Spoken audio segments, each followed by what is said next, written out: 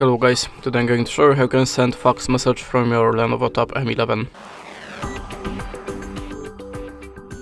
So in the first step, let's open the Google Play Store and look for the fax app. Choose Easy Fax, install it and open.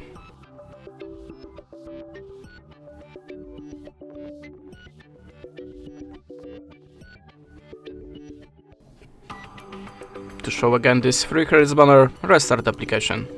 Now click on the plus and choose source saver document. I'm gonna pick something from gallery, like this photo for example, and click on the import. Now you can add this shape to your document or the picture. Then you can choose the file type for the photo to make it more visible.